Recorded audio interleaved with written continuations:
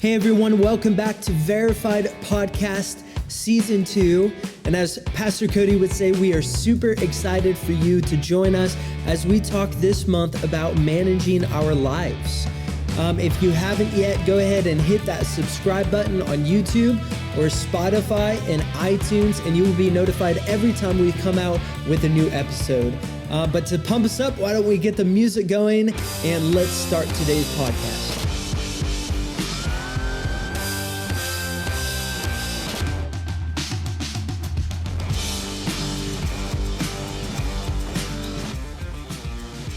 Well, hey guys, welcome back to Verified Christian Podcast. We are super excited to have you guys with us again today. Very excited. Wow, that music's loud. I love it. It's loud.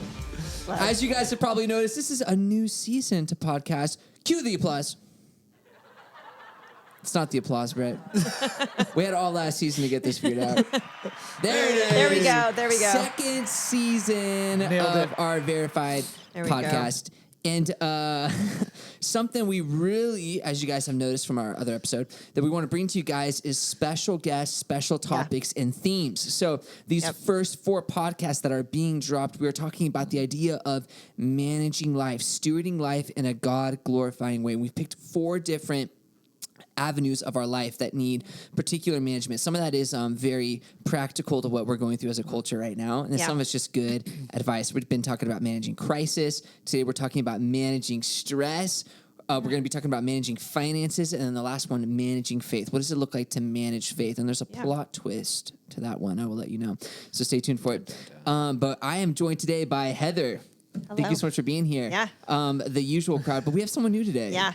Someone new sitting in the philosopher's spot, sitting in Mark Anderson's seat. No pressure. No pressure at all right there. We have Mr. Captain. Oh, geez. What's your full name? I just know he's JP. Oh, you don't know my full name? Is it John Peterson? No. John Peterson. Is it not John Peterson? It is. Oh, I was like, that's what I thought it was. JP. And JP is a captain from Medford Fire District. And one of the things I've loved about JP is early on when I came here, we would go for rides together in his truck, not his fire truck, his other truck. It's almost as big as a fire truck. And we drive around and we would just talk about managing stress. I don't know if you remember that, JP. A little bit. But it was actually very impactful for me as a young guy, young leader who is learning to eat well, to exercise, be healthy. And then you take me to climb 11 stories of stairs 7 times. Do you remember that? Yeah. Oh, yeah. Oh, that was so fun. Still do that. And but those talks you gave me about managing stress, I never forgot. So when we talked about this idea, we were instantly like, JP, we need to have JP come in and be the guest speaker. Oh, geez. Now there's a lot of pressure on A me. lot of Do you feel pressure. stress? I do. I'm very stressed right Well, now. we Like need I'm you to manage sweating. it. And Perfect. I don't know if you can notice my shirt. I'm sweating through right now. Well, we need you to manage it. So go for a run or something right now in front of us. Okay. So we're talking about the main question of how does managing stress affect everyday life?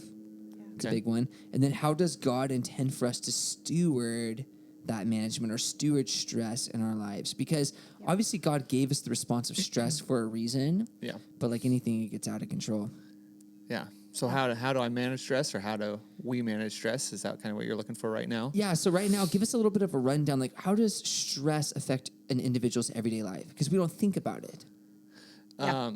Well, I think it can positively affect somebody's life and negatively affect somebody's life, just of how they deal with the stress. So when you look at it, like you could have just like a stressful thing of happening. I got to plan an event and it's got a little bit of stress and I got all these little things to figure out, and could have effect with the weather, or could have effect with somebody coming, and how you manage that. And then you could have like, long-term stress where it could be, a job, finances, relationships, addictions or anything like that. And, managing those can be really, really tough. I think the easiest thing is to have a good group of friends that you have somebody to talk to, have somebody to listen to, have somebody to help you through those problems. And then you also have got, things that you can do if, people are like, oh man, I don't need to sleep 8 hours a day. That definitely lets your body recover at nighttime. Eating healthy, drinking, fluids, going and doing different things. Some people do like stretching or yoga. Some people get into the Word. Some people go and get massages. There's different things that you can do to help that. But it really, I think the big thing that you see is people that try to manage it themselves are the ones that really, really struggle. In like an isolated sense, outside of community. Yeah, outside of communities, where they think, I've got this. I always, think about certain things as like, God, you're super busy. I'll take this one foot by myself. And that's always the worst thing to do, at least for me it is, is when I'm like, oh, yeah, I got this. God, you're good. Go help other people. There's millions of other people that need help.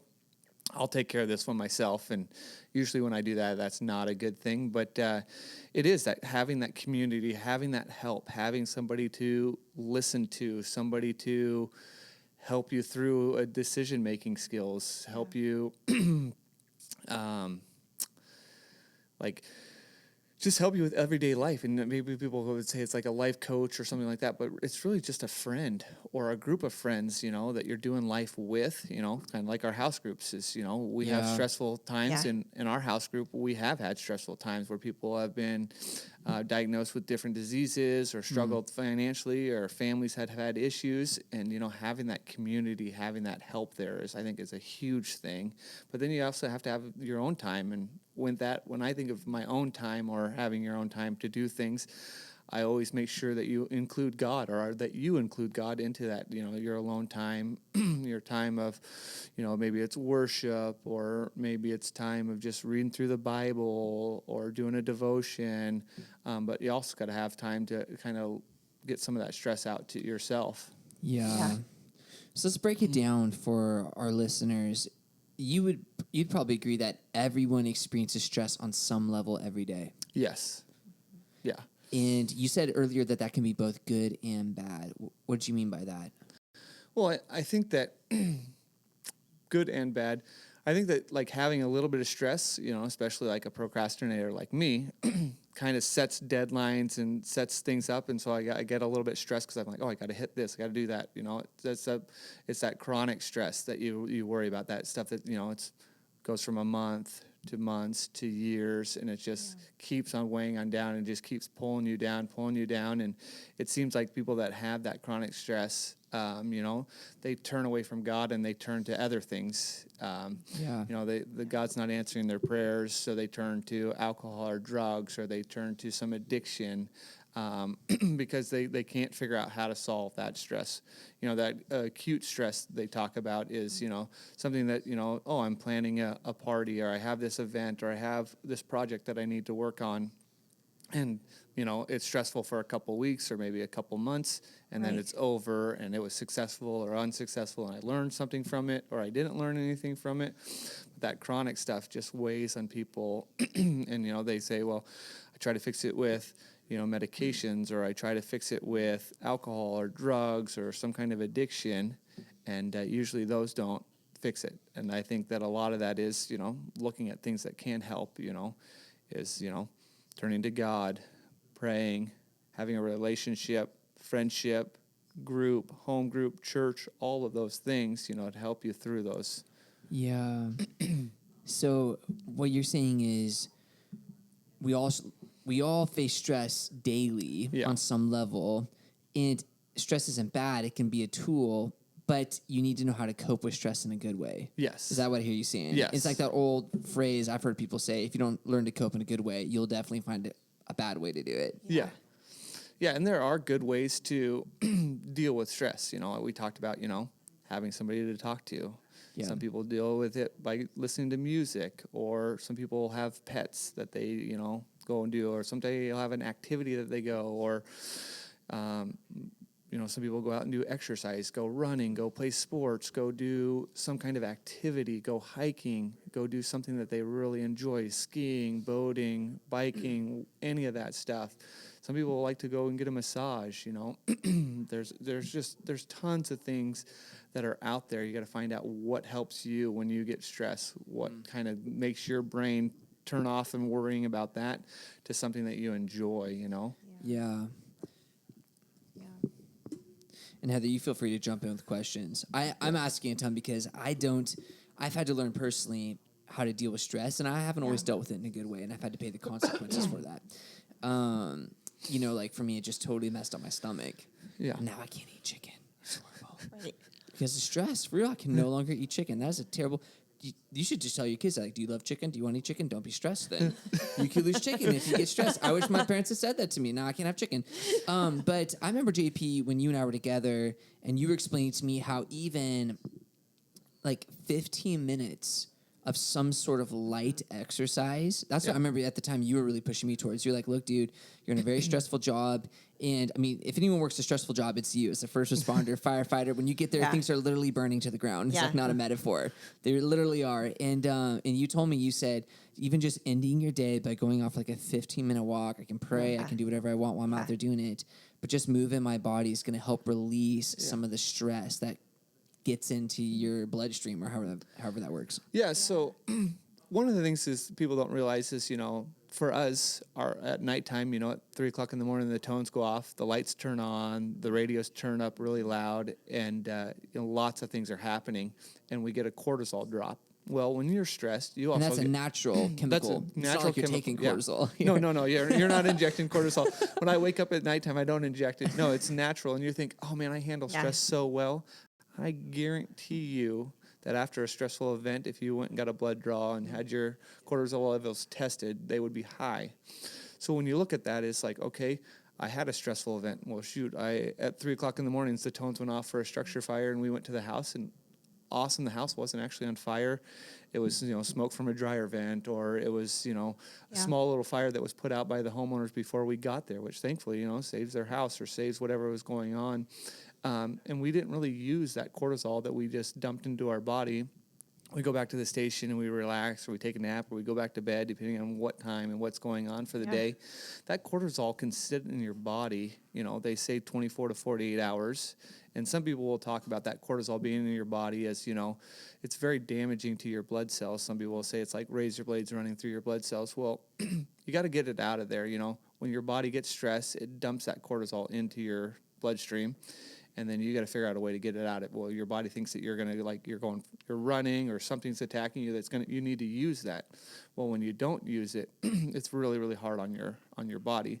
So it is a good thing to go out there and do some type of activity to use some of that cortisol, even if it's a simple thing as walking. The recommendation is, like, for us, when I teach guys at the fire department, when they have those nights where they get woken up and they get huge cortisol jumps in the morning, is to go do some kind of an activity or some kind of workout. Go walk on the treadmill, walk around the station, do some kind of activity, do a workout. We encourage our guys not to go out and do like a CrossFit that's just absolutely just going to dump everything in your body so that you're not able to do the work. And they say that's really hard on your body when you do that, when you have the cortisol drops and the cortisol dumps into your body, and then you go out and do some kind of hard activity. Do something for 20, 30 minutes, some kind of activity, even if it's going training and throwing ladders, or do something to eat some of that up so it's not just sitting in your body for long periods of time. Because we may not notice this in our 20s, 30s, and 40s, but when we get into our 50s, 60s, and 70s, we may have issues where you've got problems with, cholesterol, blood pressure, heart disease, any of that stuff. And, this is just another thing that happens to that. And you just want to do whatever you can to... I always talk to our guys about retiring healthy. Like, you always want to go home the next day, not injured, not hurt, not, deceased or dead. And, that happens. Firemen do pass away. We had, just a couple weeks ago, it was 9/11. And it's, you see that where guys go to work and then they don't come home the next day. Well, I want you to come home the next day, is what I tell our guys. But I also want those guys to retire healthy, retire where they don't have a neck problem, a back problem, or some kind of weird disease, or they have an issue with their lungs, or, they did something to their knees. I want you to retire healthy so you can spend time with your family, and all these little things, I think, add up to helping that out. So. I know you're kind of big on this too, so. Yeah. Managing stress. Yeah, preach yes. it. Well, I dropped this mic and wasn't on a boom handle. Right. Like you, I have mishandled stress. And so it affected my health, and I've had to learn to handle stress. One of the things I'm actually working on now, and I think for me it's been a series of small growth steps over the years. Do you know what I'm saying? Because you can't do it all. You can't do all of the things. And sometimes it can feel really overwhelming when you think, here's where I'm at. This is for those who are watching it on video. I'm here and I need to be over here. Well, you can't just get there all at once. That's stressful. That's overwhelming. And that makes you feel like a failure. So I continue to have growth steps that I try to maintain and add into my life. So right now, one of the things I'm trying to do, and I learned it from Peter Scazzaro, who wrote The Emotionally Healthy Leader, which we've gone through as one of our books. But one of the things he talks about is taking 2 minutes in between meetings or times with people and just 2 minutes of silence and prayer. And I kind of laughed when I read that, but I laughed the laugh of that would actually probably help me, because I'll find sometimes I'm going from like one thing to another that's requiring my brain to shift gears.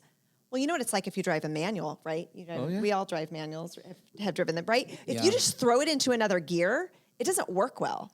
Yeah. You got to take that moment, pull it out, and then put it in the next gear. And I thought, my brain needs that. So that's one of the things I'm trying to do. Yeah, not awesome, real consistent right now. No, that's trying to do that. A great comment. I mean, because in a day-to-day thing of, boom, boom, if it's meetings, if it's work, if it's projects, whatever it is to really, take 2 minutes to just, I would say almost your own time of, talking to, if it's meditating, if it's talking to the Lord, reading the Bible, if it's even just getting a snack or, getting something to drink. A healthy snack. Yeah. Drink water. Not M&Ms are healthy, right? Well, I love what you said earlier, because you captured this idea of managing life. We're talking about stewarding the life God gave us. And, people think about like the longevity of life and how many years, and you think about, I'm 25, 30 years, 10, 5, depending on how old or young you are from this stage in my life. I have a long ways before I get there, but I loved that your idea is so holistic in the sense of every small decision we're making now is going to affect that 20-year marker from now. And you don't think of it, but all these little decisions we make now over the next however many years, it all plays into what your health is going to look like in those later years as well. And I remember when you shared that with me, it was very impactful to me. And then it is encouraging because it's small decisions that you're making on a daily basis. And I think it's hard if you had to make a big switch all of a sudden. Some of us, that's the rude wake up. You go to the doctor and they're like, here's the deal. You have this issue now. And it's a rude wake up and you got to make a big switch. But if you can, and you can get the advice and say, I'm just going to start making small switches every day, pause and pray between my meetings, go for a 15-minute walk or a light exercise, try and mix in healthier snacks, if I need it, if I need that extra energy after a really stressful event, all that's going to pay off in a big way down the road. Yeah. And it reminds me of, I went to a class on sleep one time, and, you always hear people say, oh, I'll sleep when I'm dead.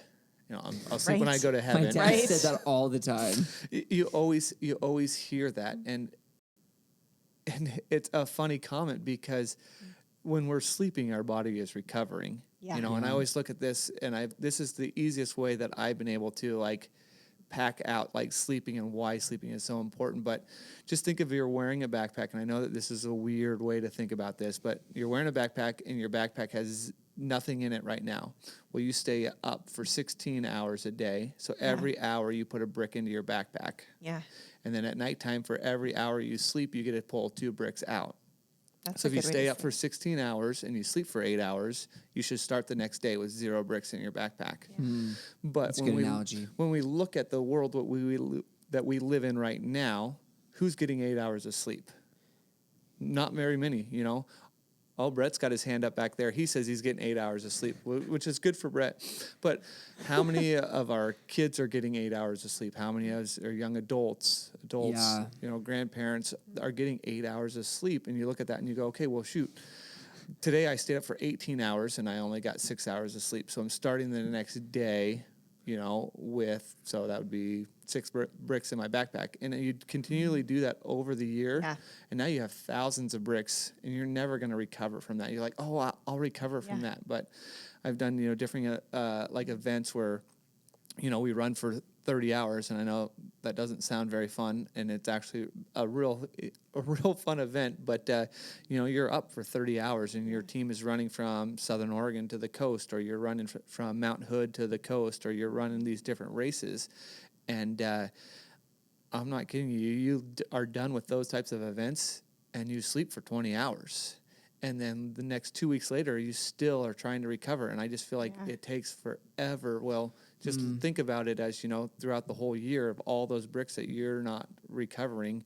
It's also not helping out for, so many people are on blood pressure medication. So many people are on cholesterol medication. So many people are on all these, gamut of medications. And I'm not saying that sleep is the answer to get you off of, those medications, but I know that being healthy, eating healthy, exercising, sleep is a huge component of that, They're looking at in the fire service, of how sleep is affecting firefighters. Firefighters are really highly, about double the general population diagnosed with cancer or other diseases. And so they're trying to figure out, is it exposures to smoke, toxic chemicals, different events? And a lot of it is coming back to the fire service right now is so busy, call volume, and in bigger cities, not in small communities, but in bigger cities, the call volume for the staffing that they have is so much where these guys are staying up for 24 hours at a time. And over a 30-year career, it's having really, bad health effects for them when they get closer to retirement. So you start looking at all that stuff, and I'm not saying that sleep is the answer, but it's very, very important for us to get a good night's sleep to help our body recover. Well, I think that honors God. Yeah. Which is really the theme of this. Why are we talking about managing our life? Well, it's really to honor God and glorify God. Like he's given you life. That's a gift. He's given you a body. He's given you all these different things, creative gifting and thought. And we need to steward all of that, even the resources we have, in our bodies, and handling stress is a part of that. And, there's only so many hours you can work in a day.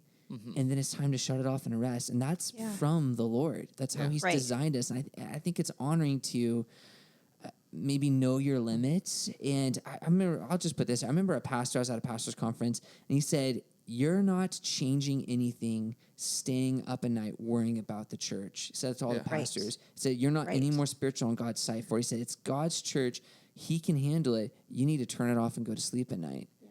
And I think that's good advice for anyone. You really can't change anything by staying up and worrying. I know we like to try and solve things, but at some points things are in God's hands, and that's a piece of trust that goes into managing stress. We say, God, I don't know what to do about this, but I'm going to trust you.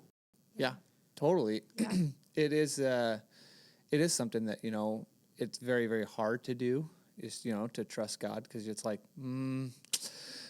I got this. God's too busy, but it's like, no, handing that over to God is there. And then, we've talked about it already in this podcast a little bit, is, having a church body, having a home group, having your own devotion, having time of worship, having time just alone with you and God, because how many of us, our lives are so busy that we forget to do that. And it just reminds me, excuse me, it reminds me of a comment, and I don't know if Luke Frechette stole this from somebody else, but he always would say that, when I was in college and talking about, different to college people, is if the devil can't get you, he'll make you busy.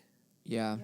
And how many of us are super busy that we forget to do our devotions in the morning, or we don't spend 5 minutes talking to the Lord or praying, or we don't take the 2 minutes between a meeting to just have some you time with God, How many times, how do we look at that? Like I look at my schedule over the last 2 weeks and had some pretty busy days.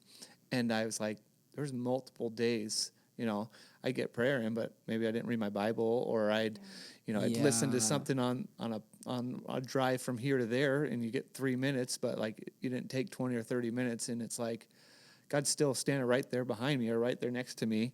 And, I'm just there. And it's like, did the devil just grab me and get me busy for 2 weeks to try to get me distracted or grab me for something else? And it's like, oh man, you really got to manage your time and manage that stuff, because I feel it's just so easy to get so busy that, you push stuff aside, and you're like, I know God's there, and you know all that stuff in your head, but you're also not spending that time and have that relationship with him, which I think is extremely important, to have that relationship and that time with him. You told me earlier you didn't feel like you had anything to offer for wisdom. I feel like it's just rolling out of you, JP. And like, I love what you said right there, that we need to have godly habits in our life. That's part of stress management.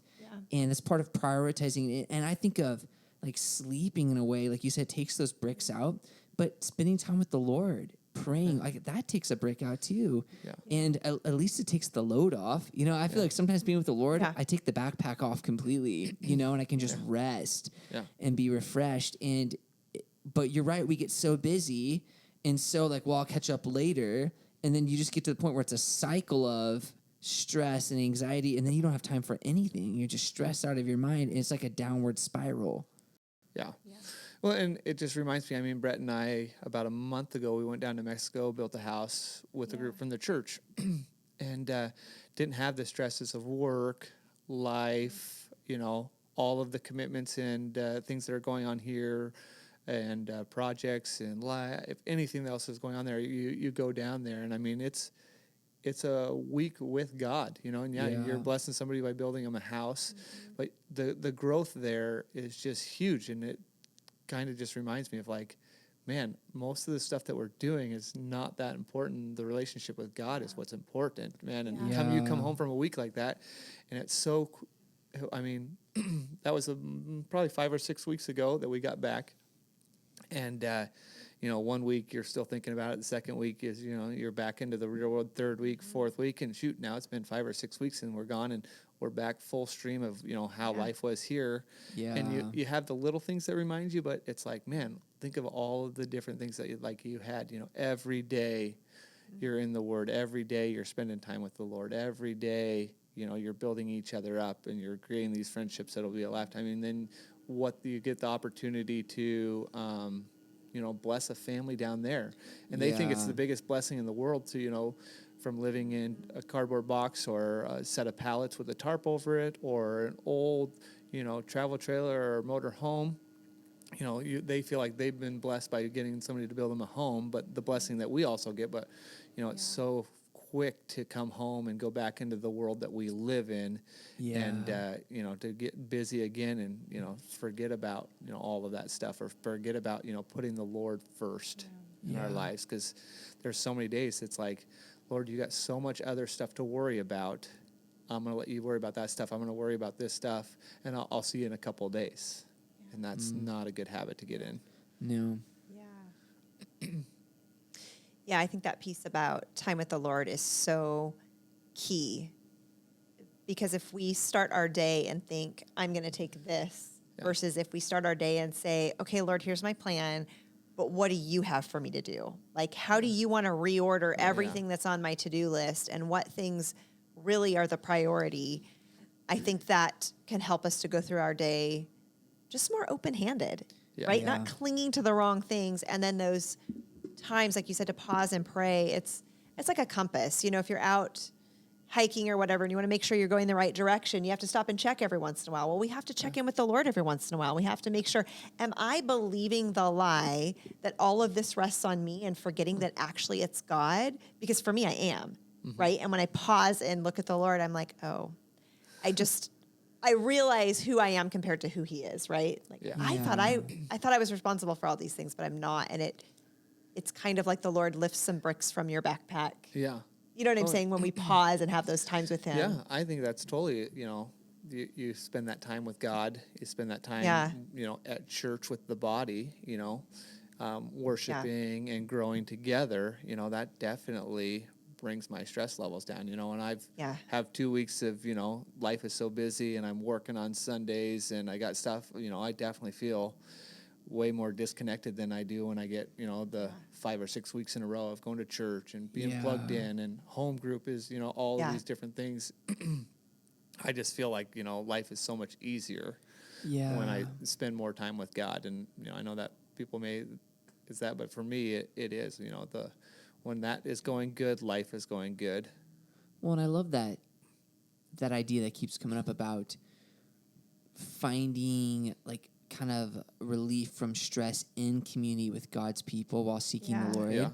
It's so true. And I was thinking, I think one of the reasons it plays out that way is I come to house church, I'm bogged down, I'm stressed, it's been a long week, and then I'm there with friends and family. I'm hearing about their life, I'm hearing about their struggles, which will help alleviate, right? Like that compassion among each other. but then I get to share what I'm going through, and then people get to pray for me. Yeah. People there may be like, hey, I've done that before. I give some advice. Or maybe, for me right now, I'm working on my house a lot. You know, and maybe someone there's going to go, hey, I actually done that before. Let me help. But I'm going to find some freedom from that stress in authentic community where I can open up and they can pray for me and I can receive from them. Yeah. Well, I got a question for you, Cody.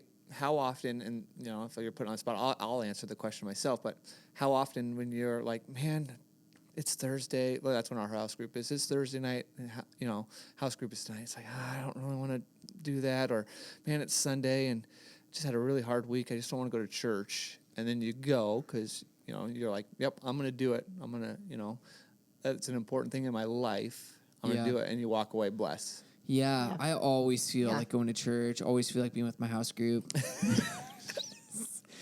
Revelation 21, is that what you're saying earlier? 21:8. Oh, man, don't lie.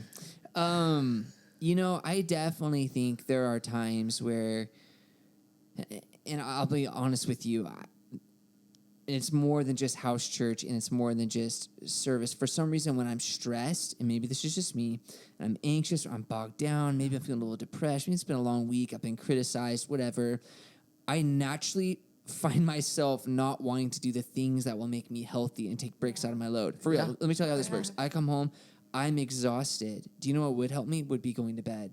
But instead of going to bed, I'm going to sit up and read the news because I need to unwind more, which is only just going to wind me up more. Right. I'm going to go play a video game or hang out with a friend, something. And what I really needed was sleep. Right. Or I'm stressed and I'm really tired. And what I do need to do is eat something healthy and go work out. Instead, I'll eat, enchiladas. I love enchiladas, by the way. They're so good. And it's like comfort food, right? And I'm going to eat my stress away. Well, none of that's actually making me healthier. And it applies to house church. I'm stressed, I'm tired, and I go, I don't know if I really want to go to house church tonight. But then I go, and like you said, I love it. Because here's what I find. It's just like those other times. If I say, you know what, I need to go to bed early tonight, and I make myself do it, or I'm going to eat a good meal, and I'm going to go to the gym, or when I make those good choices, there's a reward that comes for that, and I start to feel better. Yeah. Here's one that God gets on me all the time is not spending enough time going for like a prayer walk or just sitting in the sanctuary before the Lord. And if too much time goes by and I haven't done it, I'll actually start getting like pictures from the Lord of like Lithia Creek or something like that. And those are places I've walked by, sat down, prayed, and I'm just reminded by the Lord, like he's calling me, like you need to stop. And I'll be like, I totally need to do that, but I'm just too busy. Right. And I've had to learn to say, no, I need to make time for it. Yeah. I make time for it. I need to go get away with the Lord and sit down and do it. And then I never regret that. And I always feel fresh and always usually walk away hearing God say something to me. Yeah. Because I know for me, there's multiple times. And it's not, like every Sunday, but it's like, man, I just got off a shift. We worked 48 hours in a row. Yeah. We were up, the first night, and then we ran 20 calls the next day. And I could go home and take a nap, or I can go to church. And sometimes I come to church and people are probably looking at me like, man, that guy just always looks tired. He sits in the far right corner and he closes his eyes a couple of times, but I made a conscious decision that I want to go to church, and I leave church, so much more blessed, so much more like, just feel like I grab something, and even if it's just a little nugget that I learned that day, from the message, it was totally worth it. Yeah. And going home and just, not being a part of the body, not being, growing closer to God, not, putting that as an important thing in my life, because so many people, I feel like right now put God, on that back burner, or they put him back there. He's one of the first things to go. And it's kind of hard to make those decisions. That it's like, oh man, nope, I gotta make that, even when life is hard. And man, that was a really, really bad day. And it's like, man, yep. And I usually leave, blessed, and not like, man, I'm so mad I went to church, or I'm so mad I went to home group. Right. Well, it's funny to me too, because God is the one who can wash us, cleanse us, restore, and renew us, and yet He's the first one we shun. Yeah. When things are hard. Now that JP asked me like a hard, authentic question, I'm going to ask you guys a hard, authentic question. You both have to answer it because this is a juicy one. This is a juicy one. Okay. For a lot of people, the stress of work is a comfort because the stress of home is too much. And how have you learned to find community in your family and enjoyment with one another in such a way that it's not a burden, but it's removing bricks, spending times with loved ones, close ones. That's a hard one for some people.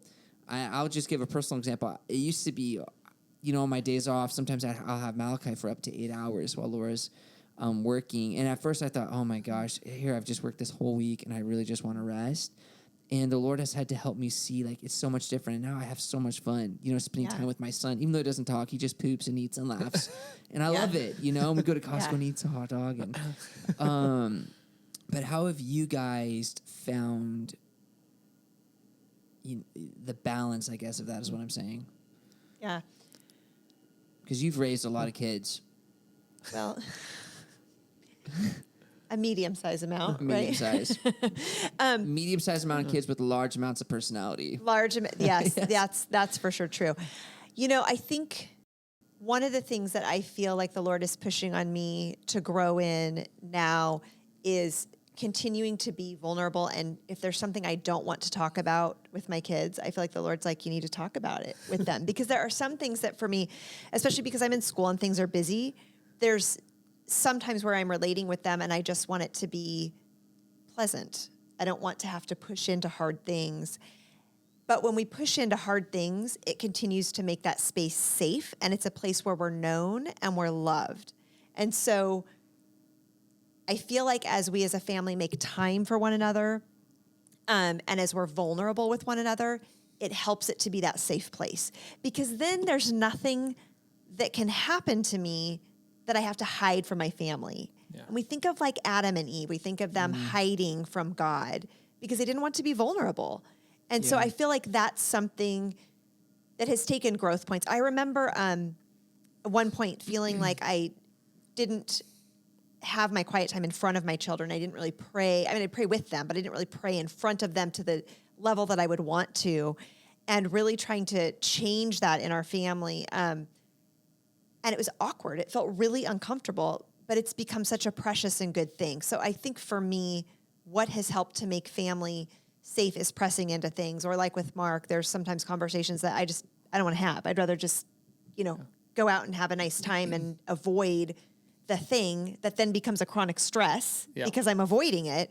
And so that is something that's been a growth point for me that I've really had to work on pressing into it. And like, can I think of one or two sentences I can say? Like, can I just think of one or two sentences? I don't have to think of like the whole thing being solved. And that's been helpful for me, I think, as a growth point in making home safe. Yeah. Because there's nothing more stressful than not talking about the giant elephant. Right. But oftentimes we don't see it as the giant elephant because we started ignoring it when it was tiny. Yeah. Right? It's a good one. And then it grows. Yeah. Yeah. Well, JP, I'm going to make it even more personal for you because you're married to an ER nurse. Yep. So you're gone days at a time, saving people's lives, dropping them off at her job, so she can keep them alive. Yeah. And I imagine sometimes you must both come home with a lot of bricks in your backpack. And then how do you navigate that together without letting those bricks create a ton of friction? How do you find refreshment in your marriage together? One of the things that just keeps there is I don't notice this a lot, but Kyla notices this in me. Like when I come home and I didn't sleep very much in a 48-hour shift, or I didn't eat very well, and she usually comes home and, I'm probably more irritable. I'm more frustrated, things like just a little thing that would normally not bother somebody. You're like, why does that bother you? And normally, and I can hammer through this. I'm going to sleep tonight when I go to bed, or I can wait till dinner time. And most of the time it's like, hey, just go take a nap. Yeah. Or, hey, what do you need something to eat? And, it's like those little things is like that. And I don't see that a lot of the times, but I know that Kyla sees that in me when she comes home and she's like, you need to go take a nap. And, or, hey, did you guys miss lunch today? And, if she's talking to me on the phone at work and I was like, yeah, it's 9:30 at night and we're just starting to cook dinner. Oh my gosh. And she's like, well, do you want me, this happened 2 nights ago. She's like, hey, do you want me to come down and start cooking you guys dinner? And I was like, no, Aaron's almost done with dinner. And then, as I'm on the phone, because she can tell that I'm irritable and I'm frustrated because that's how the day is. We got a really short lunch, so we ate just not really healthy or not very much food at lunchtime. And then, by the time we make it back to the station, now it's 9:00 at night. We're trying to get dinner in, and then she hears the tones go off, and now we're leaving. And she's like, she sends me a text like, hey, do you want me to come down there and cook your guys' dinner for you? So when you come back from that next call, there'll be food on the table. You can try to get something to eat before that next call comes in. Because some days, we'll run 25 calls, and some days we'll run 3 or 4 calls. It's there's no way to know, but I always look at that and go like, oh my goodness, But that's is always there. I usually don't notice it myself, but Kyla always picks that out, and then. I would say that, we get to see some things that nobody ever should have to see or deal with, being in the fire service or being in the emergency room. There's times when you see things that, it's like, now you don't want to like bring them up, but like there's just things that nobody should ever have to see in their life, when people die or injuries happen to kids or, people are stuck in fires or anything like that. But we do a lot of it, we have a great relationship, and the thing about it is we can talk about it, and she understands, and when we have a bad call or a bad, incident, and the same thing is when she has a bad, patient in the ER or somebody passes away that, man, I thought we were going to save that person, and then they pass away.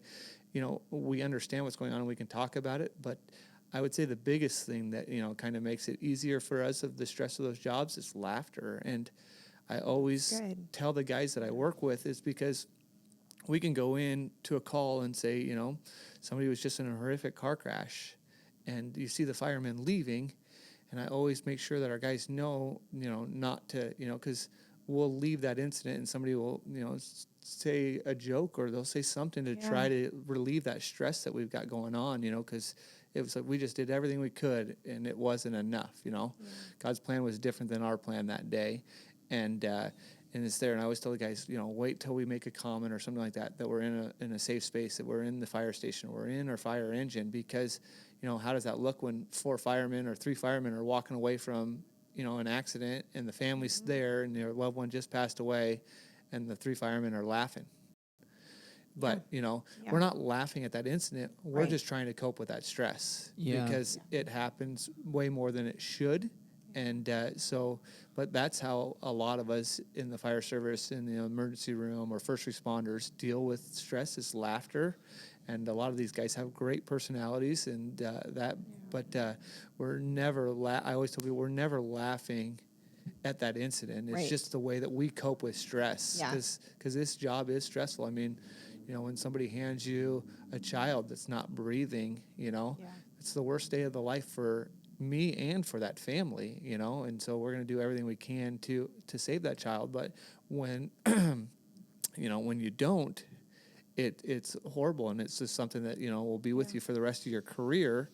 And so how do you deal with that? And we have counselors that come in and talk with us. We have a support team that's through our department and through the IAFF, which is like our union, and then we have different like captains and different crew members to come through. But we deal a lot with stress with laughter, and so at home, when we have stressful things, laughter. We bring up stories, or well, that was a horrible, but remember this call, and that was so fun. That was so funny, that incident right there. But laughter, I think, has been a huge thing just for our relationship, and having fun, and then being able to talk about it, like not just letting it sit in your brain. Having somebody that can understand. I know so many of the guys I work with, their wives don't understand what we do every day. Yeah. So it's so hard for them to have those conversations. And so they have, you should have 1 or 2 outlets of somebody that you can call and talk to. Yeah. I've got a couple of close buddies that work for the fire department, and we will text, we will call, and we'll check in on each other and go out and do some kind of activity. It's like, hey, let's go mountain biking and just work through that stressful call or that stressful situation. But you got to have some kind of outlet for that. Yeah. Whatever it is for you, we got to help you. And if you can't figure it out, have somebody help you figure out what that outlet is. Yeah. JP, that's such good advice, man. Yeah. That's awesome. I like how you also said that you work it out sometimes on mountain bikes. Yeah. Because I think we live in a culture where there's so much with, culture and therapists and things like that, which is a valid way to work things out. Yeah. But there are many things that get worked out mountain biking or running or walking or sitting in silence with someone or laughter with someone. Yeah. Yes. But there are things that sometimes are too big to be worked out on that level. Right. And then it is a good time to see a Yes. therapist. Yes. Yeah. Yes. And sometimes it's just good to have somebody to listen to. And so you can just share your story. And we do that a lot, we have critical incident stress debriefings, and we'll do that a lot on very stressful calls, a handful of years ago, we had 5 people pass away in a house fire. And it was a very stressful event. And, on the paper they put, there's one person that, survived that incident. So we were working 6 cardiac arrests in the yard, and the house is still on fire in the background. And you've got, all of these, and that's the front page of the paper is, 30 firemen that are, working 6 cardiac arrests and trying to take care of these patients. And unfortunately, 5 of them passed away. So speaking of that, here comes the fire. You hear the siren. There's the siren now.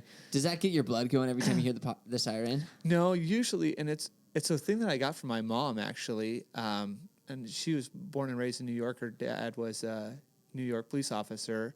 And it was every time they heard the sirens that they would always pray for wherever they're going. I love that. Yeah. But, doing this for 20 years now, it's hearing the sirens is like those guys are going to work. They're, somebody has an emergency. It's probably that person's worst day. And hopefully those guys have the skills and the knowledge to go solve that problem and help that person. That's kind of what it is. And just say, quick prayer to keep those guys safe, because stuff happens. People don't see the big red fire engines with their lights and sirens on, and you come into intersections and or they don't pull over, and it's like I always am like, just move to the side. That may be your mom that they're going to help, or stuff like that. But usually the sirens don't there. It's just usually to say a quick prayer for them, and hopefully that they're safe and they can help that person that needs help. I think that's a habit we can all adopt. I like that. So.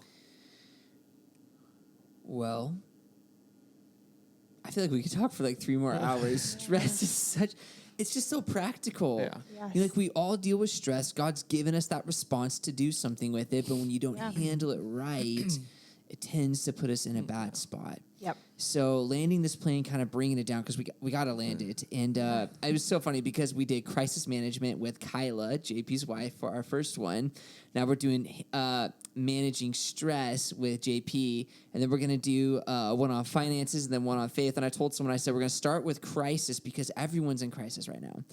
And because of COVID and what's going on, everyone's trying to deal with crisis on a personal level. So we're all going to be stressed out together. So then we're going to work on managing our stress so that we can stop being stressed about the crisis we're trying to manage. And then we'll talk about faith because that's like the capstone. That'll bring us all back down to the level. But as we're processing this, how God wants us to manage stress, is there any last thoughts you guys really put out there, or something that came to your mind that's personal that you do that you'd want to share from either of you guys? Well, I think that we've hit a lot of things that can manage stress well, having somebody to communicate or talk with, being a part of a church, having a home group, having a core group of friends that can, help you get through that stressful event, or help, oh man, that's a different way to look at it. I didn't think about that. Exercise, eating, sleeping. We talked about a whole bunch of things. The last thing that's just running through my head is there's negative ways to deal with stress. Yes. And just adding that in there real quick is, like reverting to drugs and alcohol to deal with your stress, rekindling an addiction to, it could be anything. I mean, it could be drugs, it could be porn, it could be, some kind of event of something that you did back in your day, isolation. There's all of these things. Some people could say, just I get nervous and I stress and I chew on my fingers, or I just have bad habits that I do, or I get stressed and I drive really fast, or I become real reckless in my decision making skills. It's like there are negative ways to deal with stress, and recognizing those. I talked about it earlier that like I don't recognize when I'm like tired or hungry. Like I'm just like, I got that mentality. I'm going to fight through this. I'm going to make it. I can get this done. And it's always, Kyla's like, hey, go take a nap. Hey, let's get you something to eat. Like, hey, did you guys have lunch today? And it's like, no, I'll be fine. I only got a couple more hours and it'll be dinner time. It's like, no, go grab a healthy snack.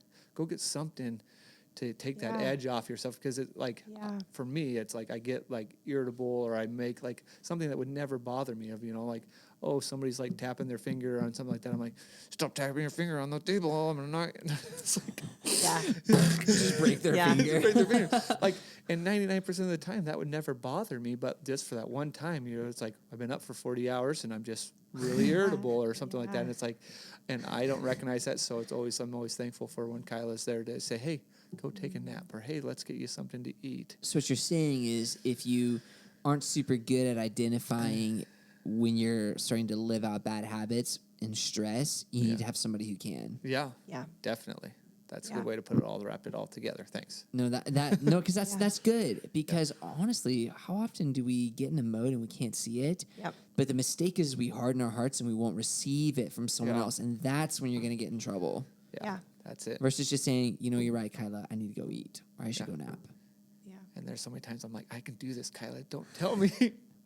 That's just me being stubborn. Lord, I've been there. She's like, maybe you should just let this project go for the night. I'm like, no, I'm gonna finish it. I'm just like, everything's coming apart, and I'm like, no, I got it. And she's like, hey, you should just take a break. I'm like, I'm gonna go cut it for the 20th time. Like go run into the shop, and wisdom says, you know what? Yeah. They can see what I can't see. Heather, what are your thoughts? No, that's good. Just what you were sharing, I was thinking about just how important self-awareness is, and where we have blind spots, just community, where we need those people. And I think of our 4 S's with surrounded. We want to grow in self-awareness, want to grow in wisdom, but we all have blind spots and we all need that person. Yeah. And I was thinking earlier when you were talking about the passage in, let me go up, I think it's 1 Kings 19, where Elijah, basically God is like, take a nap and here's a snack. I mean, that puts it in a summary, but he was just exhausted at the end of himself, and what he needed was rest and a snack, and then to go on his long journey. And so there you have it. Sometimes you just need a nap and a snack. Amen to that. Yeah, amen. Or a good friend. And a good friend. Too. Yeah. That's such a good one. Yep. I'll just share one funny story. So I'm working on getting this panel up on this wall, and it's like the 50th attempt, it feels like. All right, I've gone through multiple panels. I've recycled panels that I just couldn't get to fit and put them on other places in this shower that I'm working on. And I'm just like, and Laura's like, you should just get a friend over. I'm like, there's no one who can help me. I'm just like angry, and I'm going to finish this. And there's one night she was gone, seeing some family, and I stayed up to like 11 something at night after, eating late at 10. I'm like trimming this board, like I'm going to make it fit tomorrow, trying to get this to work. And then I finally had a friend over, and I'm holding it up, and it doesn't fit again. And all of a sudden he just looks at it, and he goes, I think if you trimmed it like right there, it would fit. And I was like, I go running out there, and like literally just a little cut on the side, and then it fit. So all that to say, let other people into your life, into your stress. That's good. You don't know, it's just a little trim. It could change everything. Yep. Yeah, and I love that, grabbing the S from surrounded. Oh, yeah. Surround yourself, man. Yeah. We can pick, people to surround us, and having the right group of friends and the right group of people to surround you is a huge, huge help. That could work against you if it was the wrong crowd. Yeah. Oh, yeah. It's true. Yep. Yeah. It's true. But I love that image of you needing a friend who's just standing back and having a different perspective and just saw it. And how often have we had someone in our life who just... Every day. Yeah. They're just like, well, what about this? And you're like, what about it? But it's really the solution. I can't tell you how much cereal I ate over that time period. For real. Lord would be like, do you want real food? I'm like, no, I'm fine. Just pour another bowl of cereal and eat it and just go back. Oh, my gosh. Yeah. Well, Brett, cue the music. Oh. I love it so much. If ever you're stressed, you should just listen to this song. It'll get you pumped. Well, thank you so much, guys, for joining us today on Verified Podcast. Heather's pulled I'm her ready to go. out. I'm ready to So go. I'm done. This is way too loud. She's stressing out. Obviously not rock and roll is her thing. That's okay. But God bless you guys. Remember, we want to manage these things well because we want to manage our lives well to glorify God. So thank you so much, JP, for joining Heather and I today. And Thanks we hope for to have you on having me. another podcast again. Yeah, thank you. Yeah, we can clap for that. Right. Or is that after?